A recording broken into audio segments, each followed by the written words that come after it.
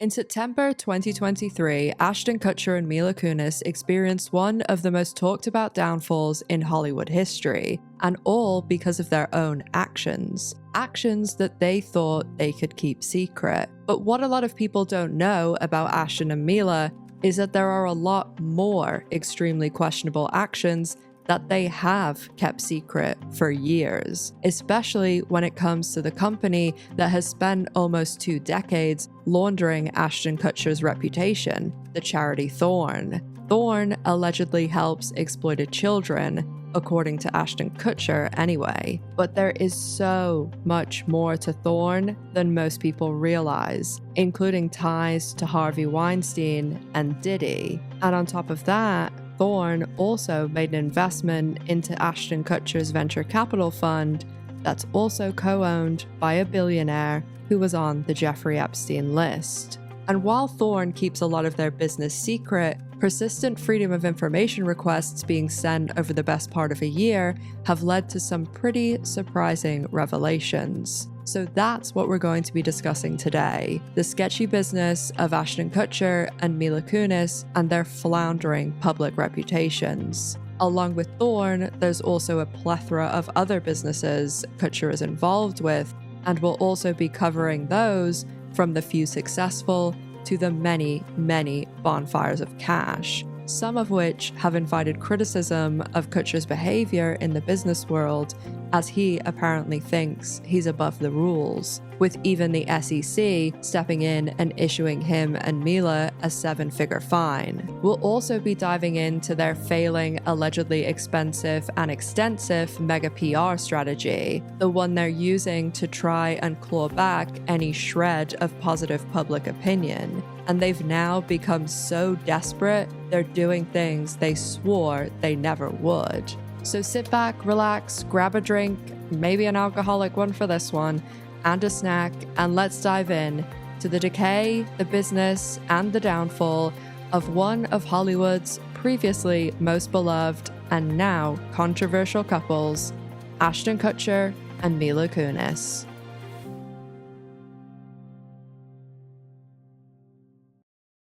For 20 years, Ashton Kutcher and Mila Kunis had extremely successful careers and were a couple that were generally well liked by the public. But the last 2 years, their careers have taken an absolute nosedive, and public opinion of the two of them couldn't be lower. As most people are aware, Ashton and Mila both got their big break in 1998 when they were cast as Michael Kelso and Jackie Burkhart on That 70s Show, which ran for 8 seasons and was one of Fox's most successful shows ever. I've covered That 70s Show and Ashton and Mila before, and you don't have to have seen either of those videos to watch this one, but today we're going to be going into a lot of things that I haven't spoken about before, and it will pretty much be everything from the last 2 years, along with some stories about Ashton Kutcher's businesses, especially Thorn. I've also had some other people reach out to me and tell me some interesting stories about Ashton and Mila behind the scenes, so those will be included also.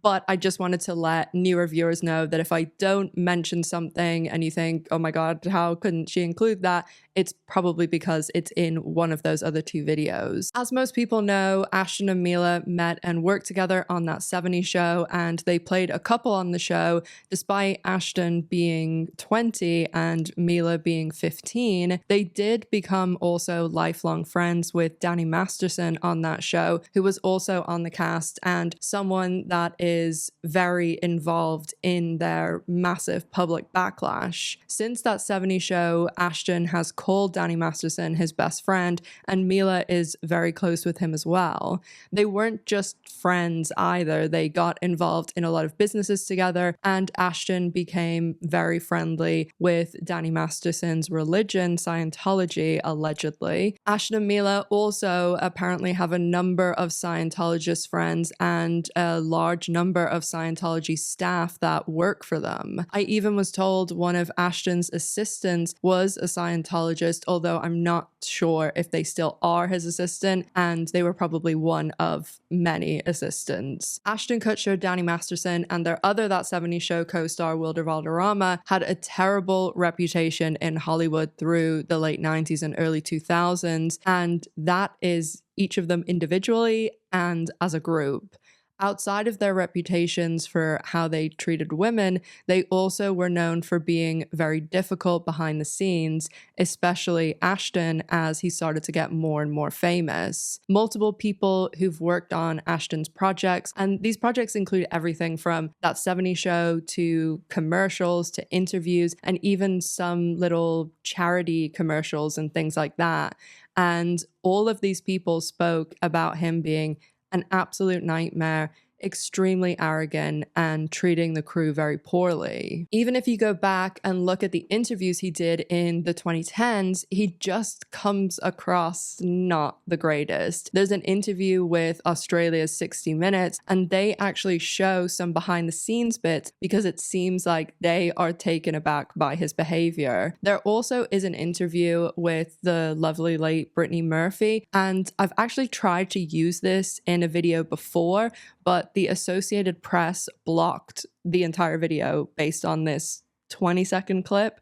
So I will put screenshots and things like that, but I'll link the actual clip below if you want to watch it with all of the other sources I used to make this video. But basically in the clip, it's Ashton and Brittany Murphy being interviewed for the film Just Married, and they were actually dating at this time. In the interview, poor Brittany Murphy is trying to get him to stop being rude and apologizes for him several times to the interviewer. The interviewer is asking Brittany Murphy questions, and he keeps whispering in her ear while the interviewer is asking the questions. He interrupts the interviewer and just comes across as really rude. Most interviews where he comes across very poorly never got a lot of traction, and he and Mila do have amazing PR, and I would think it was probably them who had him slowed down with the interviews over the years, as if you look from the mid 2010s onward, he doesn't do a huge amount of interviews, and if he does, they're very short. And that started long before the Danny Masterson controversy. Honestly, most of the interviews he does now is about the venture capital tech world, and he still does do a lot of speaking and things there, but usually he's with other people on the stage too, and we will get into all of the investment and tech stuff too, because there's a lot to talk about there, but I just want to give a bit of context for when we arrive at that stuff. There's various people who've told me things like when he was getting a photo shoot done, he had everybody leave the room, and then the photographer was in a bit of a situation because they obviously needed their assistant and things. And other people have told me he was just rude in interviews and in ads and things like that he's done over the years. And a lot of people said he also used to refer to himself in the third person and call himself Mr. Kutcher, but I don't know whether he still does that. A lot of the time when a celebrity doesn't have a great reputation, you still will have other celebrities who will defend them. Even in my last video, I talked about Ellen, and Ashton Kutcher was one of the people who came to her defense and said, oh, well, she was really nice to me, another very famous, very rich person. But when it comes to Ashton Kutcher, he definitely has not been defended, with people even like Sharon Osbourne speaking about him being the worst celebrity she's ever met. And Mila Kunis does have a similar reputation behind the scenes, which is super disappointing, but you would never really hear as much about her. Maybe that's because she doesn't have social media, or she didn't put herself out there as much as Ashton did up until their marriage anyway, because she very much moved into that sort of using our relationship as a marketing tool when she and Ashton got together. But all of her previous relationships, like when she was with Macaulay Culkin, she never even confirmed they were actually together until she talked about cheating on him and other things that happened in their relationship after it ended, because she was so hell-bent on keeping her private life private. People kept thinking it was a reunion. It was like Fox was doing a 25-year anniversary special, and it was Laura, myself, Wilmer, and Kutcher, and we all just sat in a room for 20 minutes and just kind of talked about what it was like during the show. But then people were like, it's the 70 show reunion. Everybody got excited. Yeah, it wasn't. It was like the 25-year special that everybody saw. Now when you see, you and Ashton hanging out, everybody thinks, oh, they're dating, but you must laugh about that. I do. Well, listen, I can answer this. It's so, yes, it's very absurd. I've never commented on my personal life. I'm not going to start commenting on my personal life now, but when you stand, it's a friend. A friend is a friend. I think Mila was a lot more well-liked by the public than Ashton too. And even thinking about my friends, like obviously that's very anecdotal evidence, who are all like 30-something millennials mostly, whether it be in the US or Ireland, the Isle of Man, and all of them, I would say, pretty much really liked Mila Kunis until all of this happened. As I said though, when Mila and Ashton got together and they ended up getting married in 2015, they very much did start this whole sort of Kristen Bell, Dax Shepard, Blake Lively, Ryan Reynolds, let's use our relationship as a marketing tool. And it was interesting that that happened because, as I said, Mila has never had publicly facing social media and not been someone who seemed really to want to be involved in any of that, although she did start to use it a little bit like other people's platforms when she wanted to push NFTs to her fans, but there hasn't really been anything with her on social media. Obviously, she posts on Ashton's, but he very much was someone at the forefront of social media and seemed to realize the worth in it quite early on, because he really had a lot of early social media accounts and was even the first person to get to 100,000 followers on Twitter, I believe. So by 2020, Ashton and Mila had been married for a few years. They were making a lot of money through venture capital that Ashton had a fund that we will get into, and they had 2 kids. They're killing it. They're doing really well. And while I said they did use their relationship as a marketing tool, one thing that they were always firm about was that they weren't going to share their kids. And people really respected that, because obviously most people do have issues with celebrities who, do all these photo shoots and put them all over social media and kind of the ethical stuff around that. But Ashton and Mila not only didn't share their kids, but they spoke about how they wouldn't be, why they wouldn't be, why they wanted their kids to be the ones to make those decisions, whether they wanted to share themselves online when they turn 18. Although Ashton and Mila always spoke about not sharing their kids, not making them public, this is something that they now have gone back on. And it seems as though when they got desperate enough to try and garner some public goodwill and claw back a bit of their relevance, they then put their kids into the spotlight. But why did they have to do this? Why did they have to go back on something they were so adamant about not doing? And that's because of everything that happened in September 2023,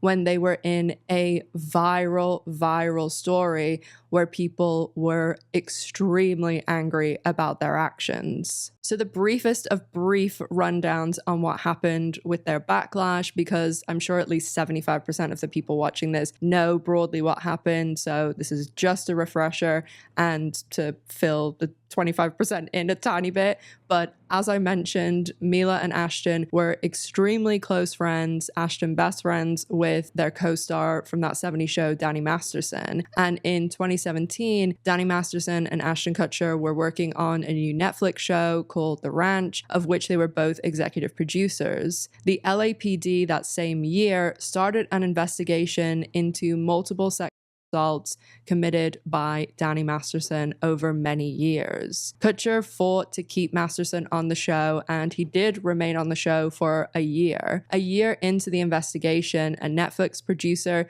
even happened to run into one of the victims, and not knowing it was her, ended up telling the victim that they were keeping Masterson at Netflix because they didn't believe his victims. Due to the controversy about all of that, Netflix then ended up letting Danny Masterson go, and that's when the story started to get a little bit of traction in the press. Ashton Kutcher was said to be furious, and after Masterson's firing, more victims came forward. Between 2018 and 2020, the investigation continued. Masterson was dropped by his agent after 20 years, and I've never been able to get black and white proof of this, but several people have claimed over the years that Ashton Kutcher gave Danny Masterson funds to aid him in everything he was going through with the trial. But again, that's not something that I've been able to confirm. In June 2020, Masterson was finally charged with 3 counts of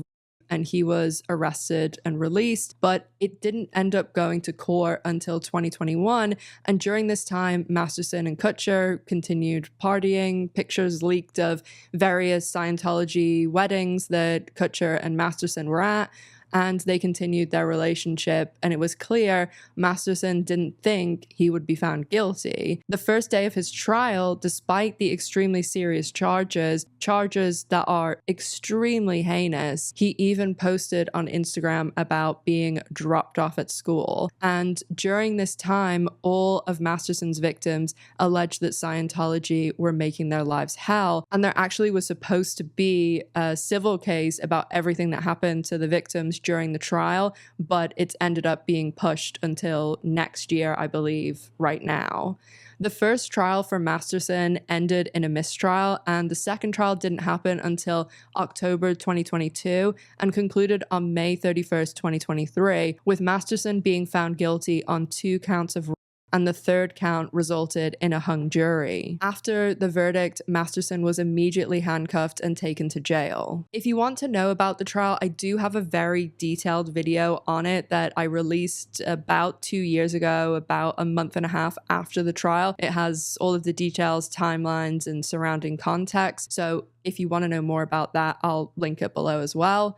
On September 7th, 2023, Masterson was sentenced to 30 years to life. So when Masterson was sentenced on the 7th of September 2023, the next day, on September 8th, the Scientology journalist Tony Ortega, he ended up releasing a short article, a YouTube video, and several of the letters that people wrote to the judge on Danny Masterson's behalf in regards to his sentencing and pleading for leniency, along with tons of other actors and Scientologists like Giovanni Ribisi, Deborah Jo Rupp, Kurtwood Smith, Ethan Suplee, William Baldwin, all of Danny Masterson's actor siblings, Chris, Alana, and Jordan, and a ton of other people. Ashton Kutcher and Mila Kunis wrote extremely glowing letters of support for Masterson. The letters spoke of what an amazing person he was, and Ashton talked about him being one of the only people he would leave his daughter alone with. They also put some subtle little digs, in my opinion, in these letters, talking about how Masterson hated drugs and was drug-free, even though the crimes he had been found guilty of involved drugging women.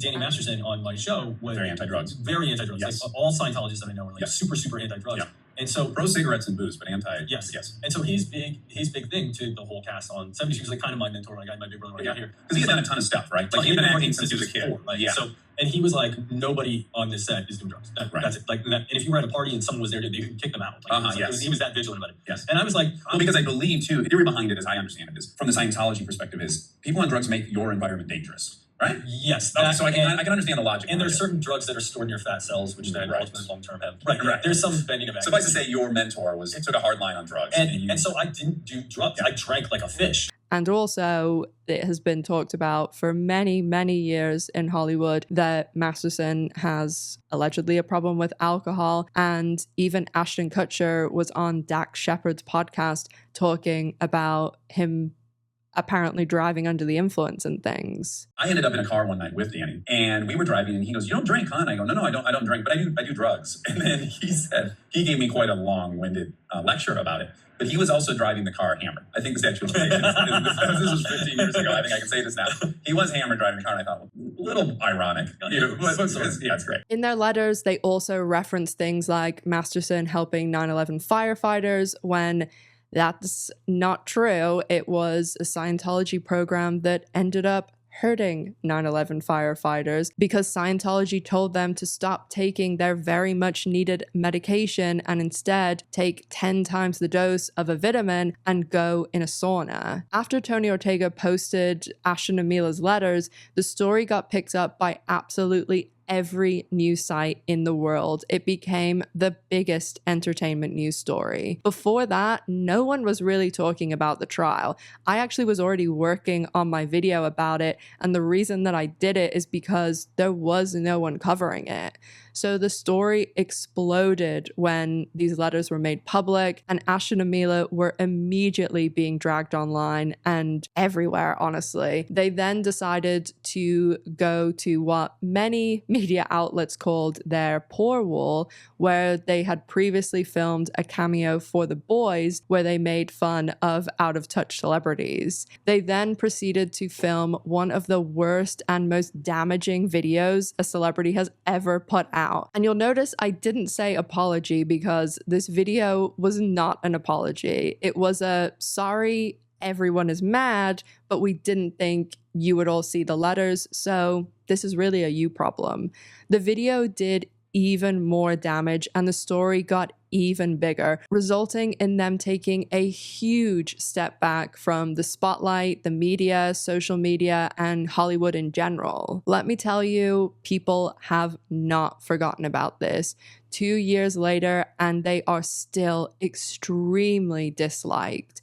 Anything about them just has comment after comment tearing them to shreds. And normally when someone goes through a lot of controversy in the public eye, yes, they have tons of backlash, but there is usually a small amount of their ride or dies that will be positive in the comments and that will defend them. Like, even look at someone like Cody Ko. He still is posting to YouTube and still gets hundreds of thousands of views and is still making tons of money. And his comments, lots of them are supportive, but Ashton and Mila, Ashton's social media is nothing but people attacking him and bots, and his social media has just fallen off a cliff. He is losing followers constantly, and it seems like there might be some botting, but again, that's not something that I can say concretely,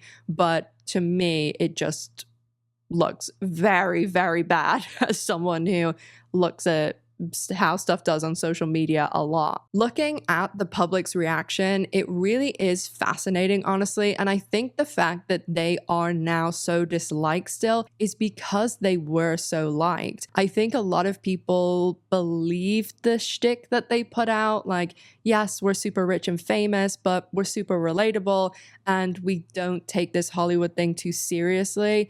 I've always said and will always say they have had phenomenal PR, some of the best, especially considering everything I've heard about them behind the scenes. And it is unbelievably impressive how well liked they were. And for so long, they did things like went on The Bachelor, made videos of themselves making fun of magazines that were saying, oh, are they getting divorced? Stuff like that. People really, really did like them. And I think all of that stuff factored in, but very, very crucially, a lot of people looked at them and thought, yes, they're rich, yes, they're famous, they're relatable, but they seem to be good people and at the forefront of doing good things. And one of the biggest elements of that was Ashton Kutcher purporting himself to be this amazing guy who was fighting against children who were being taken advantage of on the internet through his charity Thorn, which claims to be dedicated to stopping the exploitation of children online. The hypocrisy of Kutcher and Thorn, and Mila was also lightly involved too, that really was a huge talking point when everything came out about these letters. Thorn was founded in 2010 by Kutcher and his then wife, Demi Moore, and was called at the time the DNA Foundation. Demi Moore talks in her book about the day they launched Thorn and how when she was getting ready to go on stage to announce it with Ashton, Bill, and Hillary Clinton, she found out that Kutcher had cheated on her again, and that cheating story blew up in the media, and that happened in 2010 at Danny Masterson's bachelor party, where Ashton Kutcher cheated on Demi Moore with 2 women, and one of them actually sold the story to a bunch of magazines. And the woman who sold the story was actually dating Scott Eastwood at that time, who is Clint Eastwood's son. They were childhood sweethearts, and the other woman was dating one of Scott's friends. And he actually spoke very briefly about this on Watch What Happens Live with Andy Cohen. If it makes you feel any better, he did sleep with one of my ex-girlfriends. But she was my current girlfriend at the time. While you were together? Yeah. How did you find out about that? I think the catalyst that broke you up. That broke him and Demi up. So they changed the name from the DNA Foundation to Thorn, and in 2012, the company starts to drive to be this fight against abuse of children online. Obviously, with this being YouTube, I have to be careful with my language, as I don't do sponsorships ever, anything like that, and even saying things like Sex and the City a bunch of times got my and just like that video age restricted. So unfortunately, that's just one of the restrictions of the platforms. But I think everybody knows what I mean when I'm saying children who were being preyed upon, vulnerable, attacked, exploited online. Now, I want to be clear that I'm not saying Thorn aren't working towards that, but in my opinion, there is a lot more going on, and I've come across some things that to me are interesting to discuss. I'm not a financial expert, I'm not a software expert, so there could be perfectly reasonable explanations for some of these things, but after spending an ungodly amount of time looking through all of the information that I could about Thorn, like Thorn's 990 documents, which is basically the return submitted by an organization exempt from income tax, and Thorn's exempt from tax because they're a 501c3 charity. Before I point out things in the financial documents, I want to talk about a lot of the controversy surrounding Thorn when it comes to data, what they're doing, and especially what some people in Europe have said about Thorn and their mission statements. The European Data Protection Supervisor said in summer of 2023, whilst one can be a movie star to advocate a good cause, it is a thorny problem when stakeholders hide behind the notion of civil society, therefore misleading the public, even if unintentionally. And I will come back to that when we finish discussing a lot of the issues people have and a lot of the finances, as I think when I explain some of these things that have thrown up flags in my mind, it might make more sense what the data supervisor said. So after Thorn launches in 2010, Ashton and Demi are focused on getting attention mainly through other celebrities that they can involve. They try and get eyes on it through things like Ashton Kutcher. When he was on some red carpets, he would like handwrite a sign and walk the red carpet holding it. And they would do things like I mentioned with Bill and Hillary Clinton and other foundations. And in 2015 is when Thorn seemed to become much more focused on everything they were doing with their tool Spotlight that they invented in 2014. A lot of the celebrities that they recruited in the beginning were friends of Ashton and Demi's, and I would think all of these people got paid to do the ads that they did for them. I don't know that absolutely though. There was one person that was definitely paid for these social media ads, and that was Ashton Kutcher via his company K Labs. The vast majority of Thorn's financial stuff, despite them being a charity, is restricted, but because Kutcher is the chairman of the board, and actually at this time he was the CEO, they did have to disclose this in a line in the financial documents. The tagline that Thorn would use would be be Real Men Don't Buy Girls. And I have been looking into Thorn for a long time. I do want to do a dedicated video on it because there really is just so much. And I have also requested a lot of information from them that they haven't sent me yet. So there will be a future video just on Thorn. And I know I've been working on this video for so long, but honestly, it's so difficult to get any information and so much to go through that it just is taking a really long time. And also because I'm not a data scraping expert or a financial expert, I'm trying to speak to people who are. So while I've been looking into everything with Thorn, I have managed to dig up some of their ads. I believe this one that I'm going to show you is from 2011.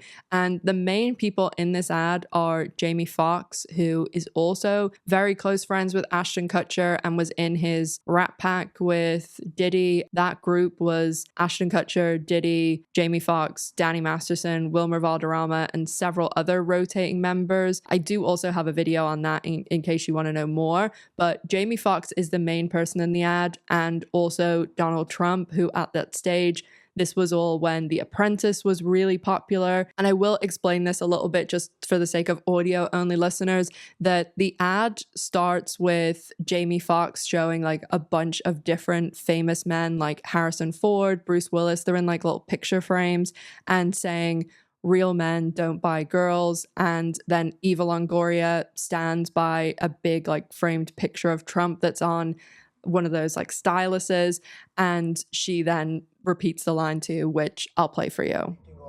And in this case, you were the project manager. Oh, hell no. You are so fired. Donald, don't take that. Nicole, you're fired. Real men know how to use the remote. Sorry. Thank you for the opportunity. Thank you. Real men don't buy girls. Donald Trump is a real man. Are you?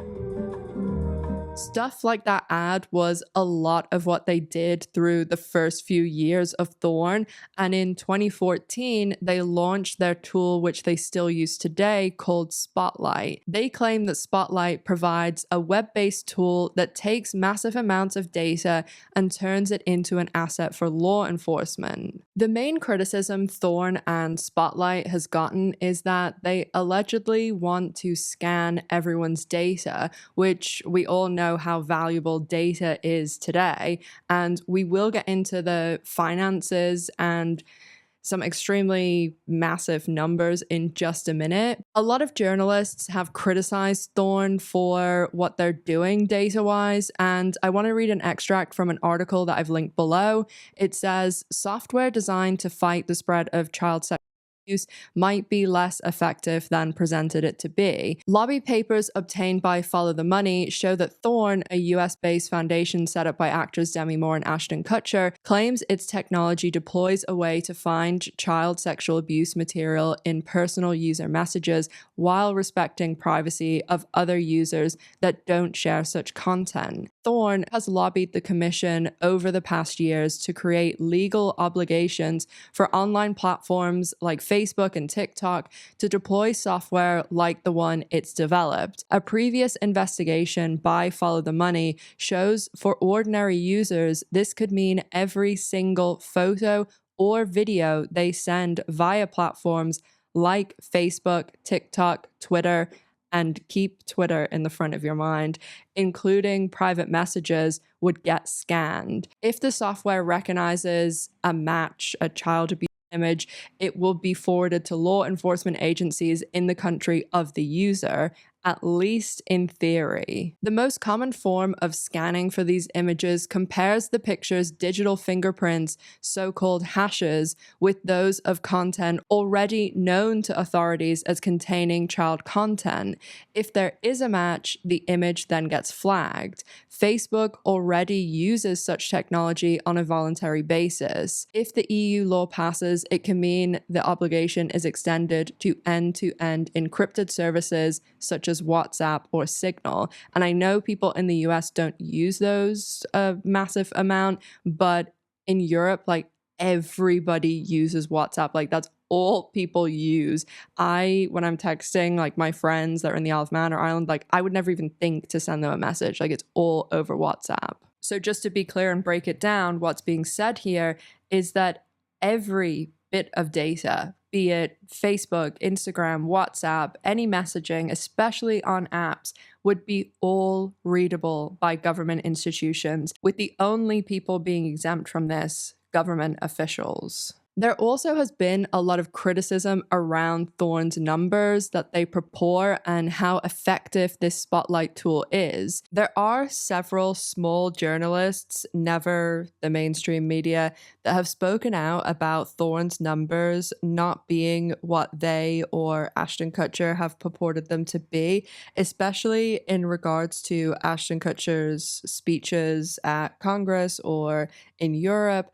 And we will get back to him contradicting himself in these speeches, as I have managed to get hold of a paper that Thorn didn't want released.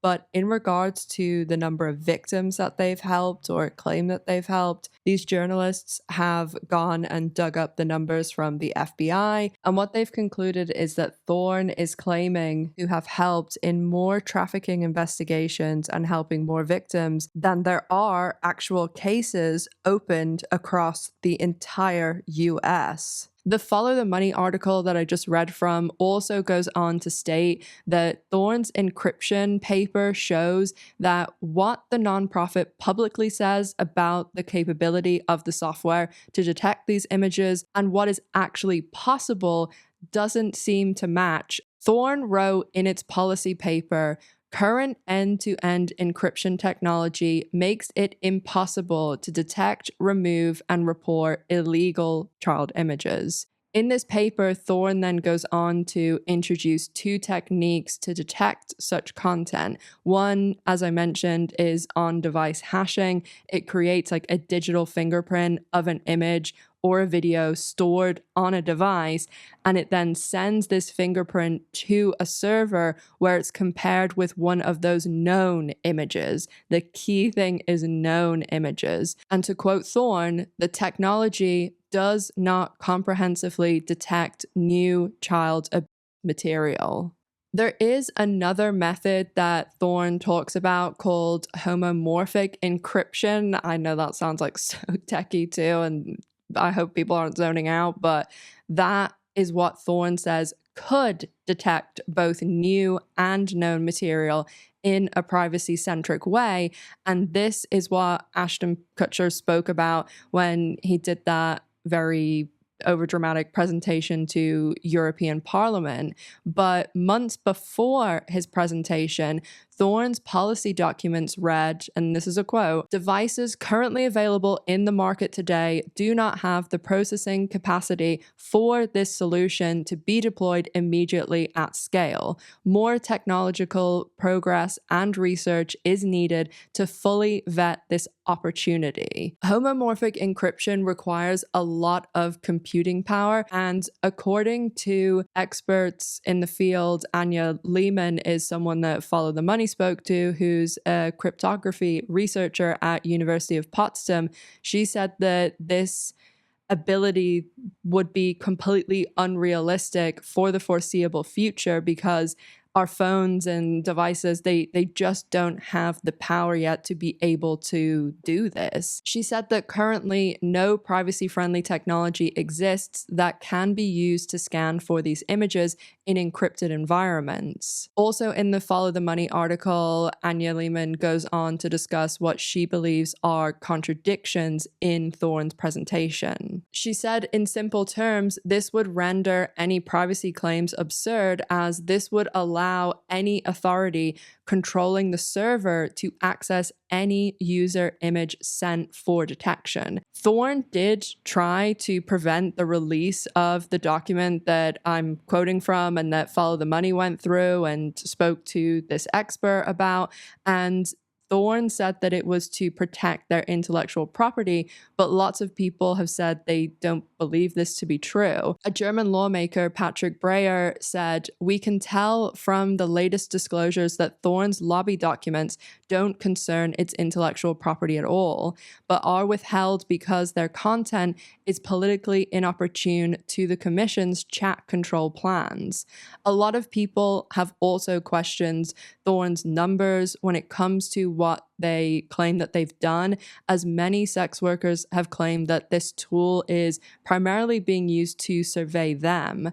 I actually reached out to a friend of mine who works in the adult entertainment industry, and she reached out to her friend who has just left a role where she was very high up in a very highly regarded advocacy group who provides services, resource, aftercare, trauma-informed outreach, and more for people affected by trafficking. I am going to be speaking more in depth to both of them, but my friend forwarded me this text message between the two of them when I had asked her if she had any opinions on Thorn. And for audio-only listeners, it reads, random question, do you have any thoughts, opinions, insights on Thorn, the quote-unquote anti-trafficking organization? The reply reads, Ashton Kutcher, ?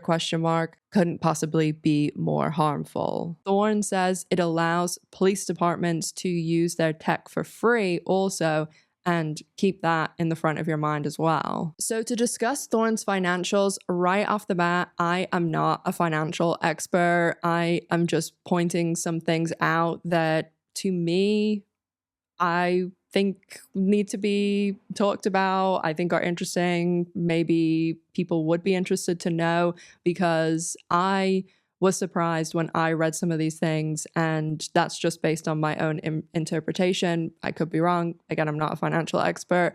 I have requested a lot of information from Thorn, but have yet to get any response outside of the templated response that I got that lets me know they definitely did get my email and request. But if I do before this video goes up, I'll put like an editing Ash section in, and if I don't and I do get the information later down the line, I will, as I said, I'm trying to do a Thorn only video, so I will obviously include it in that. And they say on their website that the public can request these things, so hopefully I do get it. Hi guys, editing Ash here. I haven't got anything back from Thorn yet, despite, as I said, the fact that they say that people can request these things on their website, but I have come across and got access to other information, things that have come through freedom of information requests and things, and there definitely is some interesting things there, so I will jump in at different points to discuss those. When you look at Thorn today, and pretty much from 2019 onward, we are talking about tens of millions of dollars in revenue, millions of dollars in lobbying, which seems to be in regards to allowing Thorn to read everything when it comes to everybody's data. In 2019, things really exploded for Thorn with expenses of 10 million and revenue of over 62 million. Something else I want to point out that I found very interesting is that I couldn't see anyone else mentioning this, so maybe this is totally normal, but Thorn's a charity, and in my opinion, based on what I'm seeing through their year end, they have invested in Ashton Kutcher's venture capital fund that was founded with him and a billionaire called Ron Burkle and an entertainment manager called Guy Osseri, who I've mentioned in the other Ashton Kutcher video. They also have, Osseri and Kutcher only, have Sound Ventures together too, which is kind of their new venture capital fund. And in Sound Ventures, they have 240 million that they're going to be investing in AI. And I know a lot of people believe Ashton Kutcher is like this amazing investor, but from everything I've heard, he just has a really good investment advisor and a good team around him. Hi guys, editing Ash here. I literally Charlie from It's Only Sunny in Philadelphia at the moment, because I'm constantly discovering more people that are connected to other people that's connected to other companies, and I just want to provide a little bit of extra context about who Ron Burkle is, because I will be talking about him later, and I definitely will have another editing Ash section about this deal that's just happened with Ron Burkle and Ashton Kutcher, because it literally happened. And I do think it just adds into all of this. But Ron Burkle, Ashton Kutcher, Guy Osseri, they all own this company, A Grade, and also does this company Go Mavs that's like invested in Twitter and stuff like that. And I'm sure I'm showing you on the screen pictures of Ron Burkle, who is a billionaire, with President Clinton, President Trump, President Obama. And he also last year was on the Epstein list. So again, Thorn invested in the company of Ashton Kutcher, Guy Osseri, and Ron Burkle of the infamous Epstein list. So I will be back with more about that in a little bit. Yep, an editing ash after an editing ash. And this is a different day because I am losing my mind. I hope that this video isn't too hard to follow because there's just so much going on. And as if we didn't have enough creeps mentioned in this video, we are mentioning every creep, everyone.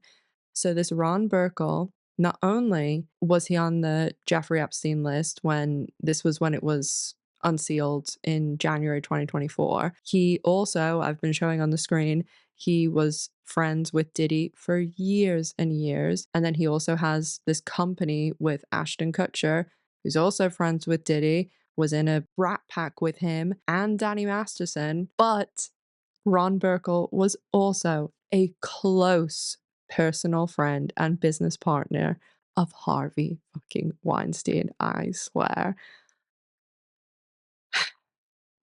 So we'll talk about that a little bit more at the end, but just wanted to let you know that. When I look through these financials that I can see for Thorn, basically they submit these forms that are 990 forms, and they're not financial statements. So again, I'm working on limited information and hopefully they will send it to me, but this is what a company submits when they are a 501(c) charity and exempt from taxes. As you can see from what I'm putting on the screen, A-Grade Holdings, Ashton Kutcher's company, is listed for several years as an investment by Thorn, and it does disappear at points, and I'm going to get into exactly when it is disappearing and coming back because there's other things happening in those years as well.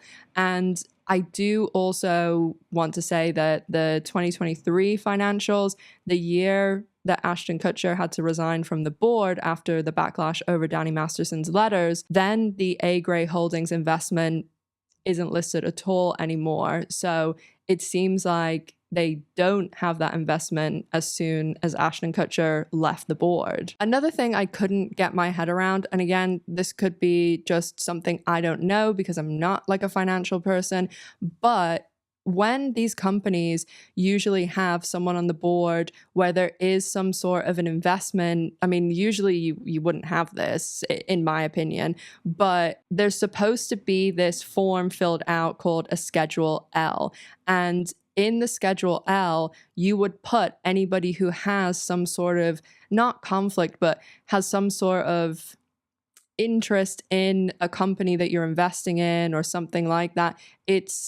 Again, in my opinion, very unusual that you would have the chairman of the board, that charity, investing in their venture capital fund or their holding group, because they all have companies that are on top of companies, but it's not listed in the Schedule L. The Schedule L isn't actually there on most of the years that this investment for A-Grade Holdings is there. The Schedule L is there for a few years. Some of those years is when the A-Grade Holdings has disappeared. Either they've sold it or, obviously I don't know the ins and outs of the company, but they have someone else who is on the board, like a little bit listed there. But again, all the other Schedule L's, like they're not on all of the websites. And I looked on multiple ones. Of course, sometimes all of these super, super rich people, they have so many companies and they have companies inside of companies. And sometimes maybe they don't even own all of the company. Another company does, or they put in their kid's name. But A-Grade Investments, A-Grade Holdings, A-Grade Management, Ashton Kutcher is listed as the owner, along with the billionaire that I mentioned and Guy Osseri.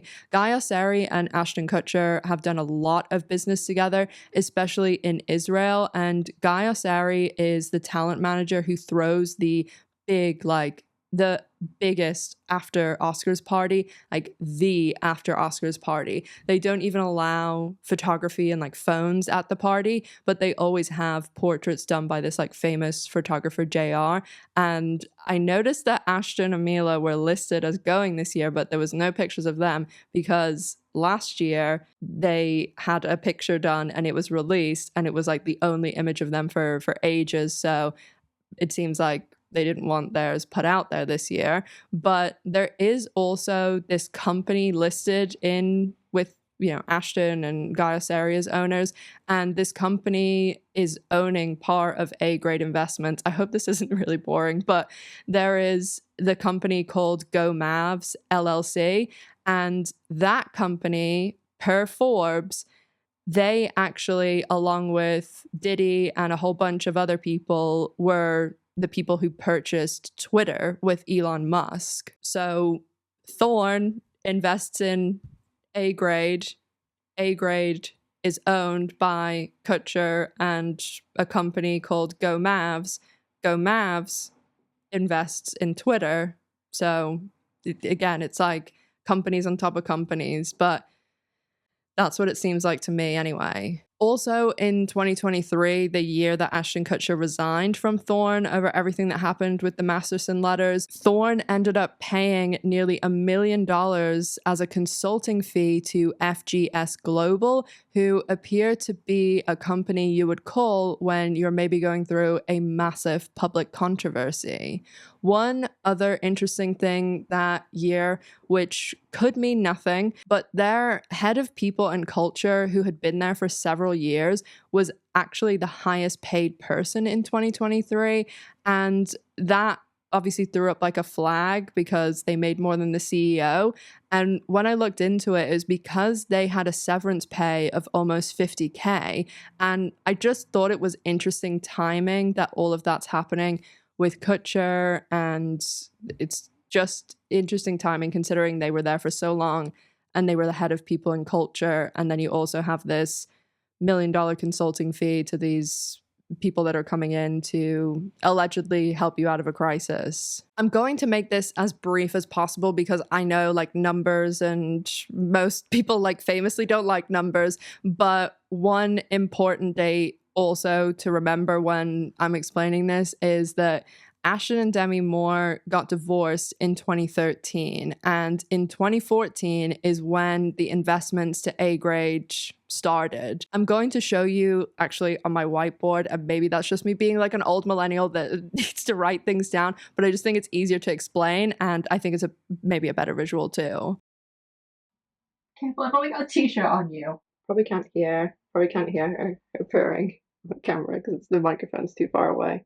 Sorry if the lighting and sound and everything is a tiny bit different. We're going to be quick, but we're basically kind of in a closet right now, and you can probably see my roots very badly, so ignore that because my hairstylist is away, and by hairstylist I mean my friend that does my hair in the back of our house. So we're just going to go through this super quick. So this is everything. I want to basically just talk very simply about Thorn. They started in 2009, although it wasn't talked in the public until 2010. And everything, like, it looks like a small nonprofit through the time up until 2013 when Demi and Ashton get divorced, but Demi Moore was still on the board until 2019, and that's when there was like massive changes. But when I was mentioning the Schedule Ls before about A-grade, them not having Ashton Kutcher as a board member, that it's his company, there is a Schedule L for 2011 when he is listed for this other company that he has, K Labs, and in 2009, there is just like one mention of fundraising through Russia. Like that's the only text that's there, and it's 18 grand. But when you're looking at this, like you're dealing with like $500,000, $1 million. And in 2013, Ashton and Demi get divorced. That next year in 2014 is when this A-grade investment starts appearing. The CEO and CFO of Thorn did say that Ashton Kutcher and the Kutcher family donated some of these A-grade shares or the investment to Thorn, but it's so many differing amounts, and it also disappears for a year here and there. So was it all donated, or was the first lot donated? Was the second lot donated? Because if you look at this A-grade investment, it starts appearing in 2014. It's for just shy of $1,932,000. The next year, it's the exact same amount. So I would assume that is the same investment. The next year, in 2016, it goes down to 871. I'm assuming that's because the shares depreciated, because the company depreciated, but I don't know that. The next year, 859. Like, these are all numbers that are within a similar realm, so you can imagine this is this amount going down. 2018, 809,000. That's a loss over those 3 years of 132 grand. And if this really is the same investment and it's dropped from just under $1 million to around 800,000 in 3 years, that's a drop of just under 15%. 2019, there is no A-grade investment. And this is the year that Demi Moore leaves the board. So then A-grade investments the next year in 2020 start showing up again for 549. So say that was the original investment, that's half of what it was. And if it isn't the original investment, where did it come from? Why did it leave? Was it also gifted? Was it purchased? And then in 2023, when Ashton Kutcher, everything happens with Danny Masterson, and he leaves and resigns as the chairman, it disappears again. So is this same 900,000 that's depreciated over 3 years to 800,000? It's not there for a year, then it reappears. Surely then that has to be something new, unless it's a mistake that year and it really has just basically gone down by half. And then in 2023, it's gone. Also very interesting is in 2019, when this A-grade investment leaves, that is the year that the revenue for Thorn is 62 million. More than 62 million, actually. The year before, it was 7.8, and the year after, it was 13 million. 2019, they did get a grant from TED. I think in the document, it normally says between like, say, 70 and 73% that all of the money that they're getting is from grants and things. The rest is from, we don't know, because they restrict the list of people that are putting money in. And from 2019, you can really see how the company changes. And they even change like what their summary of like what they do is. And it's much more focused on like data and all of that stuff. And as I mentioned earlier, they did have these partnerships with all these data scraping companies that then they said when a reporter brought it up, they were like, oh, that's an old list. And they removed it from the website when they were asked to explain it. Up until 2017, no one was making a salary. And then in 2018, it jumps to 2.5 million. And then 2019, 5 million. And it just keeps jumping up. And obviously the workforce is getting bigger, but you can also see that all of the people who work there, like the top 10 earners, they all go from 5 years ago making like 100 and something grand to now all making like close to 400 grand. In fact, the CEO, when she started, she was making 69,000, and her background is in like marketing. And in 2023, she was making pretty close to 400,000. Obviously, we don't have the data for 2024 or this year. So judging by all of the past documents, I'm sure the salary will have gone up again. Obviously, the company is getting a bigger workforce. They have around 108 employees now, but it is still a huge salary wage. It's 2023, it was 14 million. Again, these people are so rich, so powerful. I'm sure that all of this is perfectly normal in tech world and whatever you want to call it. But it does just seem like an astronomical amount of money. There's astronomical amount of expenses for what is supposed to be a small charity. Yes, I'm almost done. And also, as I mentioned earlier, there is millions and millions and millions being spent lobbying all of the stuff that I discussed about them wanting to go into Europe and scrape everyone's data. All of that there's mass amounts of money being spent there. And there's also like other investments starting to be listed the last couple of years when there has been this massive uptick. And some of those companies like commercial paper and stuff like that. So I will put those on the screen. But if anything, I do just think this is interesting, especially when you take into context all of the stuff that I've mentioned in the video about all of the AI, data scraping, all of those things, and how much money is going through this company that very little is known publicly about. And so much of what they're doing is restricted. There even was actually someone else who put in a freedom of information request about one of the meetings they had in Europe. And they ended up saying months later, when you're supposed to respond in 15 days, they ended up saying, oh, there was no minutes for that meeting because it was really short. And it's like, I have a minuscule, tiny company that the directors are me and my 23-year-old brother. I have minutes of the meetings because that's the law. You have to. And you are a huge charity technology company that you're having meetings with government officials and lawmakers, allegedly, and there's no minutes. Again, maybe that's normal. I've never worked in the government, but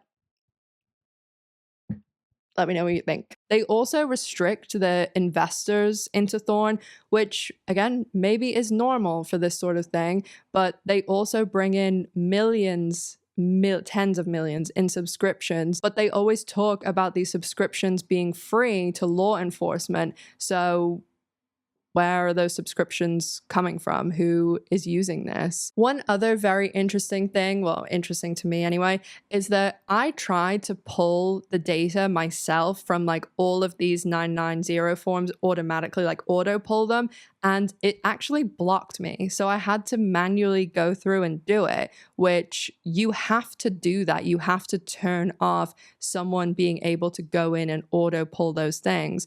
And maybe again, that's just something that these big companies do, but considering they're wanting to get so much data, I also did find that interesting. So when all that's happening in Thorn in 2019, when it seems like A-grade investment was cashed out, or again, I don't know, but there was something, it wasn't there in 2019. And in 2019, Ashton Kutcher got a lot of criticism when he threw himself behind another big tech company, WeWork, which was actually the first ever video I did on this channel. And this is when I really started to dislike Ashton Kutcher. He is very close friends with the founder and ex-CEO of WeWork, Adam Neumann, who is married to Rebecca Neumann, who's cousins with Gwyneth Paltrow and Kate Manning. And Adam Neumann and Ashton Kutcher were friends for like over 10 years when this was going on. Well, Adam and I have known each other for 15 years, 10 years, 12 years, something like that. There is an Apple series starring Anne Hathaway and Jared Leto about the whole WeWork fiasco. And there's also a documentary on Hulu called The Making and Breaking of a $47 billion Unicorn, which if you want to know about it, I really recommend too. If you do watch my video, like please keep in mind it was like 2.5 years ago and it was the first video on the channel. But Ashton Kutcher got a lot of criticism over his role with WeWork and his ties to WeWork. WeWork was a disaster. It definitely ended in one. And in my opinion, Adam and Rebecca Neumann walked away with billions after lighting their company on fire and screwing over thousands of people who slogged their guts out for them and worked really hard. But before they walked away with their billions, WeWork was a disaster behind the scenes. There's so much to this story, but in a nutshell, the Ashton Kutcher part anyway is Adam Neumann brought Ashton Kutcher in as a strategic partner and champion of WeWork. And this is when Ashton Kutcher had done all of his promotion about how wealthy he was and how he invested in Uber and Airbnb. And people had this image of him. One, like, he was obviously a famous rich actor. And they also had this image of him as being this amazing investor.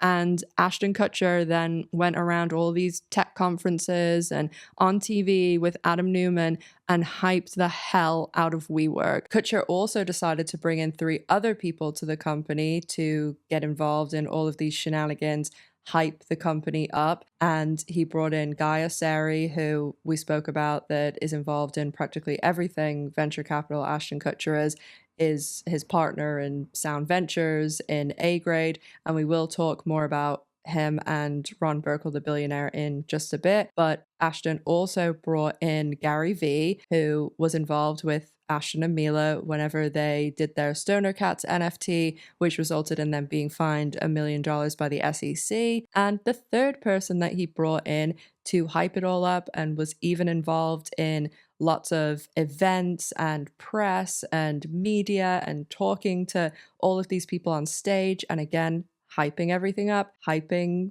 how great it was and how much it was worth up. And that person was Sean Combs. Ashton Kutcher said he had looked under the hood and he would invest even at WeWork's high valuation, which at the time was $47 billion. But when I actually got underneath the hood of the company, which Adam let me in and showed me exactly how it worked, it has a greater capacity than any other company in the entire world to bring people together and to close that divide between the haves and the have-nots. A few months after Ashton Kutcher told people he'd looked into this company and he would invest in it, Adam Newman ended up having to step down as CEO amid an avalanche of scrutiny, including those of self-dealing, which is basically just trying to make yourself rich out of your own company, no matter what you do to it or the people in it or investing in it. Hold on, I'm already involved. This is my friend. We're building this thing and I'm going to help build it. So I most definitely would. And I actually think that the price that they just raised at is extraordinarily reasonable given the growth of the company. First of all, thank you, Ashton. So on the WeWork side, we couldn't be happier than have someone like Ashton as an investor. A little over 3 years after Newman stepped down from WeWork, WeWork filed for Chapter 11 bankruptcy and the stock fell to 87 cents, giving it a valuation of $44 million, down from $47 billion with a B. And even though WeWork has gone into bankruptcy and is, an absolute mess, Adam Newman, Ashton Kutcher's friend, today is estimated to be worth about $2.2 billion. I don't invest in companies to make money. I make money as a result of trying to inject energy into things that are actually changing the world in a positive way. And so it's an extraordinary thing because it makes those companies capable of doing far more than they ever could have done. Because the minute that you start having to report publicly, you have to start playing games with your numbers. You have to start playing games with your growth. Ashton Kutcher got a lot of criticism around his involvement with WeWork because WeWork became such a big story too. I mean, as I said, there's documentaries and Anne Hathaway series about it. But Ashton Kutcher has been accused many times of doing other very questionable things when it comes to his investments and venture capital fund. One of the most egregious examples was when he did a feature for Details magazine. He guest edited the Details social issue theme, and in that issue, he profiled over a dozen tech companies, of which he had investment stakes in, but he didn't clearly disclose any of those conflicts, and he was telling people to invest in these companies. Obviously, a lot of people argued that he misled readers and they raised a lot of ethical concerns around this.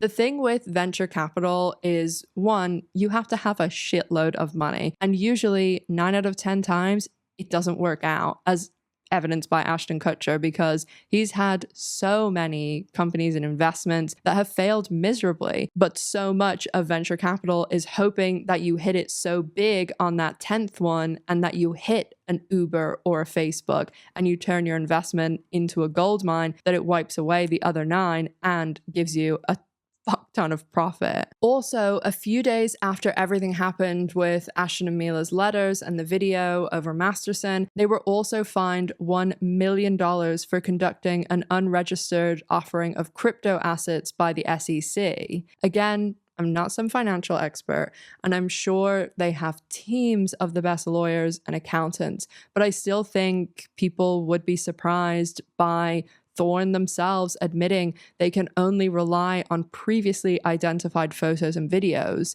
The technology does not comprehensively detect new child images, according to Thorn. I think people, especially donating money, would be surprised to see the charity appears to be investing in Ashton Kutcher's venture fund, in my opinion, allegedly. The company also has a lot of criticism from European lawmakers, and they spend a lot of money lobbying in Europe, and journalists and people in general in the tech industry around their alleged data and how they're conducting themselves with data and AI, and the fact that they want access to everyone's devices and everything on them, with the exception of government officials. The investors are also restricted, so we don't know who's putting money into this. And they're also, as I said, seems to be a lot being spent on lobbying.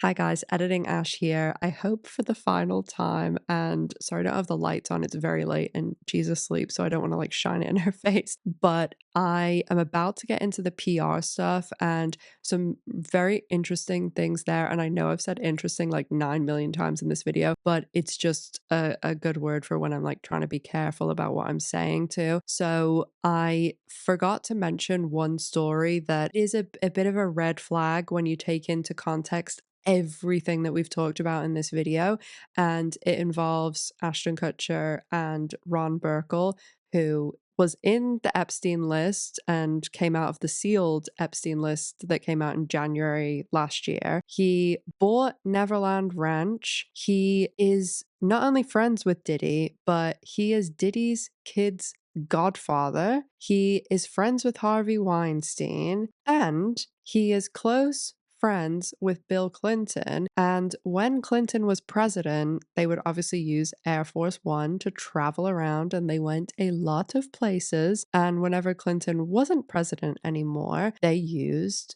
Ron Burkle's planes and jets, and they called this plane Air Fuck One because they used to bring companions, will we say, on the plane. I mean, I will never get over all of the information that we've been talking about. I have been working on this video for a really long time, but the past 2 weeks, especially the last week, like I've done nothing else. And my friends that help me edit, I keep texting them like, you will not believe like what's happening. Like you will not believe who's involved now. And I really just cannot get over that this isn't talked about or common knowledge, or maybe it is. And I just am not having these conversations or seeing it like online, because the fact that Thorn has invested into the company of Ashton Kutcher and Ron Burkle and Guy Osseri, and between those people you have Danny Masterson, Diddy, Epstein, Weinstein, and Scientology. I mean, come on. So I wanted you to have that context for this story, because this happened last month. There was an announcement that Ashton Kutcher and Ron Burkle and Guy Osseri are going to be buying Soho House. And Soho House is a very exclusive private members club. It's started in London, and then there are like multiple locations, like mainly in the US and stuff. And it's pretty much celebrities and like very rich people. And if it sounds familiar, it might be because Harry and Meghan met there whenever they were still like dating and like not married and living together. When Meghan would come to London, she would always stay there because obviously it's super exclusive and like security and all that stuff. And they talk about it in their Netflix special, and Harry talks about it in the book. My cousin actually went to school with Prince Harry and was in his class. I talk about it a little bit on my Patreon, but that deal is going to happen, and it did go public like a few years ago, so they're buying it and making it private again. Just those people and all the people they're connected to, making a exclusive private members club it raises a little red flag to me. But I don't think I'll ever get over the information of this video. And I really think that Ashton and Mila's downfall, backlash, whatever you want to call it, is so different from like most of the other stuff that's happened, controversies, because they really, really are still so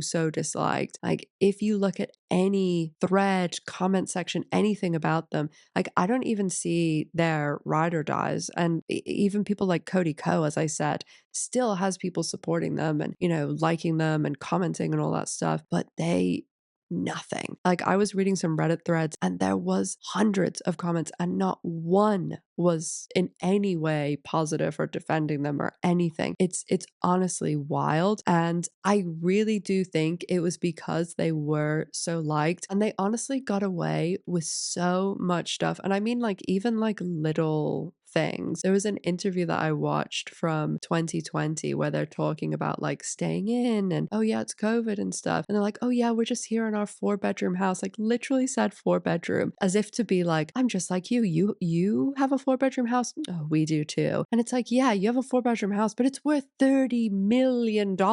And you take a jet at the weekends to go to the beach house that's worth $17 million that you're currently tearing down. They couldn't fathom the fact that we were leaving the property, like our home, our 4-bedroom home. We were leaving the actual house without. The celebrities today are just so unbelievably out of touch and live not even on a different planet, in a different galaxy to the rest of us. So anyway, I'm gonna stop going off on my tangent about them, but I am dying to know what everybody thinks about this whole Thorn Ron Burkle situation, because maybe I'm overblowing it, but to me it's absolutely wild. But anyway, let's get into the PR of it all and them being enormous hypocrites. So back to past me. Another way Ashton and Mila have been garnering a lot of criticism lately is for what I mentioned earlier about them now continuing to trot their kids out to the media. And they also have been doing, in my opinion, extremely staged paparazzi shots every so often. And they also just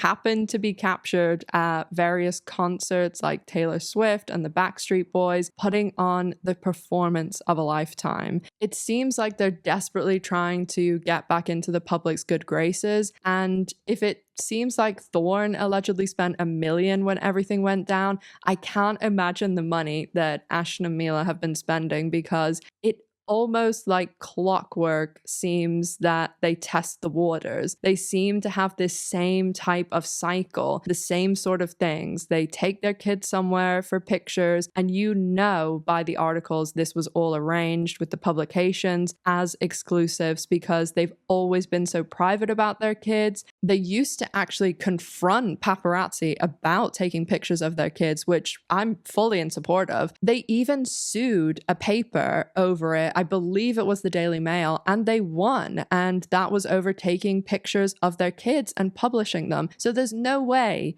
anyone is publishing and making this big splash of them taking their kids to an NBA game without their involvement, especially after they won a lawsuit over it. So they'll do some media with their kids, and then Ashton seems to like put a little post or two out on social media. They then do some date night paparazzi walk, and a bunch of fluff articles start to appear. The ones that they used to always have, like, Ashton and Mila are so relatable, like, oh, they're just the coolest couple, and it's just all of that stuff all over again. And then they'll do something really over the top, like Ashton went on a podcast, or they go to a Taylor Swift concert, or they go to the Backstreet Boys, and the Backstreet Boys video is just, I mean, it literally the whole time they're just like, please look at us and give us attention. And I'm sure that there were people that were made aware that they were going to be there and doing this whole thing. After all of those things, then one of them, never both of them, will do an interview. And it might be, there was like a whole big thing about Family Guy, the anniversary.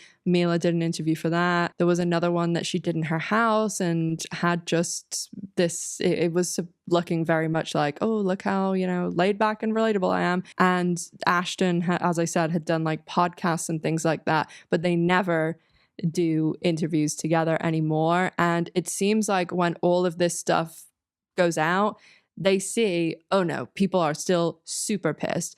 And Ashton's comments are flooded with people, as I mentioned, just reminding everyone what they did. And even a lot of the fluff articles, they will shut down the comment sections because they get so overrun. And after all of that happens, they lay low again for another few months, and then it all starts up again. They do both have projects coming out very soon. Mila is in the new Knives Out movie that's out in December, and Ashton Kutcher is in the new series The Beauty by Ryan Murphy that was supposed to be out soon, but they've ended up pushing it back. So we'll have to see where and when they pop up next. As I said, I've requested a lot of documentation from Thorn, and maybe, as I said, no one has a problem with this. This is completely normal. And again, I'm not any sort of financial expert, but to me, this was just surprising. Let me know, especially if you're a financial expert, let me know your thoughts in the comments, but I'd love to know everyone's thoughts on this. I've left all of my social media below, all of G's social media, my Patreon, all of the sources I used to make this video. And if you made it to the end, leave MVP in the comments so I can personally thank you. Thank you so much for watching. As always, make sure to stay safe, take care of yourselves, and G and I hope to see you in the next one. Bye, guys.